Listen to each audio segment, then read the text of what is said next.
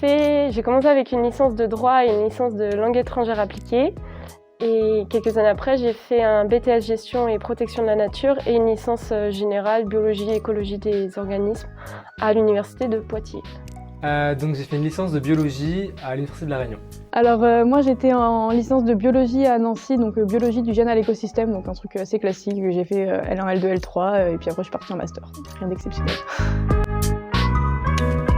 Je recherchais un master qui fasse de la recherche appliquée en biologie de la conservation et il n'y en avait pas beaucoup en France, donc c'est un des masters auxquels je voulais postuler. J'ai choisi le master RENET parce qu'on avait 6 mois en fait de stage la première année et aussi à la seconde année. Alors pour deux raisons, déjà parce que l'université de Montpellier elle est quand même vachement bien réputée en écologie, donc c'est un truc qui m'a attirée dans cette ville. Et puis Master RENET parce que c'est un des seuls masters qui était vraiment axé autour de la recherche et qui était conçu et pensé pour faire une thèse derrière. Et étant donné que j'ai toujours voulu faire une thèse, c'était vraiment le critère qui m'a fait venir ici. Mon stage de M1, je l'ai fait à l'Office français de la biodiversité et c'était sur les techniques de piège photo dans le cadre d'une étude sur une meute de loups et je cherchais à regarder quels facteurs pouvaient jouer sur la probabilité de détection. Mon stage de M1, c'était un stage avec un Erasmus+, donc en fait je suis parti aux Açores, donc une archipel portugaise, où en fait j'ai étudié le déclin des arthropodes sur les îles des Açores. Alors moi j'ai fait mon stage ici à Montpellier au Centre d'écologie fonctionnelle et évolutive et j'ai travaillé sur l'impact du pâturage par des herbivores sauvages et domestiques sur les communautés de pollinisateurs, donc sur Cosméjean dans le parc des Cévennes. Je suis en alternance et toujours à l'OFB. En M2, je suis en stage. C'est un stage avec le Parc national de La Réunion où en fait je vais étudier la distribution des arthropodes sur l'île. Alors je suis en apprentissage depuis pour le M2. Je suis embauchée par la ville de Nancy en collaboration avec un laboratoire de recherche de Nancy. Je travaille à la fois sur de l'analyse de données sur les espaces verts de la ville pour faire une publication scientifique et aussi pour aller améliorer les pratiques de gestion des espaces verts en faveur des pollinisateurs. Et j'ai trouvé ce stage-là avec les acteurs qui travaillent à La Réunion. Je m'y suis pris très tôt.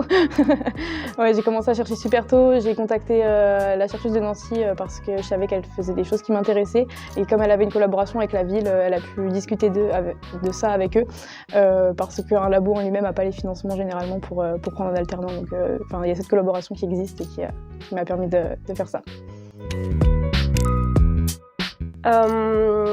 Il y avait plusieurs avantages, mais c'est aussi parce que ça m'a été proposé à la suite de mon stage de M1. Je souhaite faire un stage parce que je veux faire un stage à La Réunion, donc c'était un peu plus compliqué de faire un apprentissage d'aussi loin.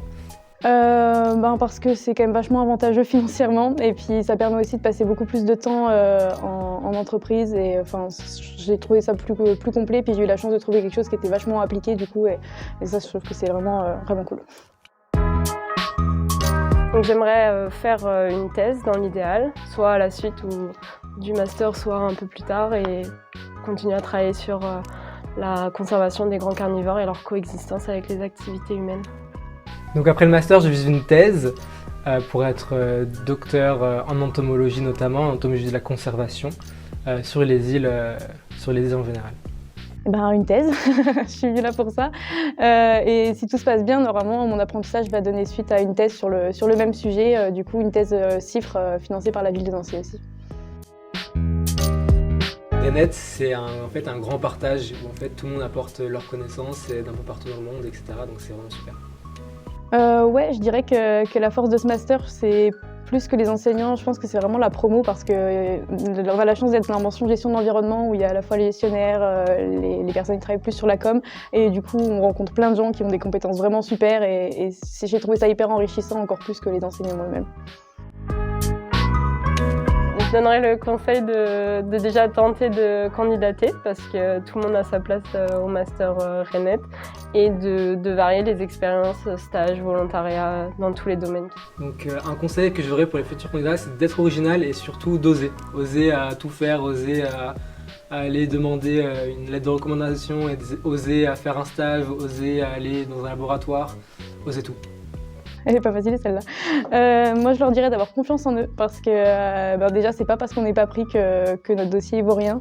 Et même si on est pris, des fois, ça va vite de pas se sentir légitime, surtout quand on arrive là-dedans et qu'on voit des gens avec des compétences absolument incroyables. On se sent vite dévalorisé et il faut pas parce qu'on a tous quelque chose à apporter dans le master.